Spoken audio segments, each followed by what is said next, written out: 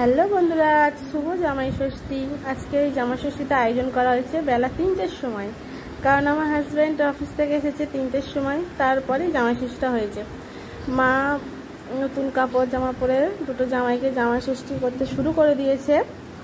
আমি জোগাড় করে দিয়েছি, একসাথে মা জামাই ষষ্ঠীটা করে নিচ্ছে। আশীর্বাদ পর্ব চলছে এখন।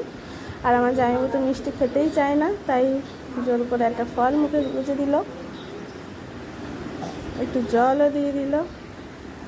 আর এই যে এবার আমার বরের পালা, এবারও জামাই ষষ্ঠী হচ্ছে। এখন আশীর্বাদ পর্ব চলছে। কারণ আমার হাজব্যান্ড ছিল কাজের উপরে, সেই দমদম থেকে বারুইপুর আসবে, বারুইপুর থেকে কোচরণ আসবে, তারপর তাকে জামাই ষষ্ঠী করা হবে।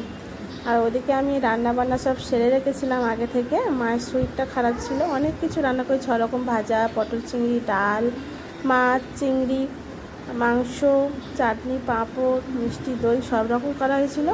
আমাদের দাবা আছে, বারান্দায় ভালোভাবে সাজিয়ে গুছিয়ে আমার বাবা, ঠাকুমা, দুটো জামাইকে আর আমার ভাইকে খেতে দিয়েছি।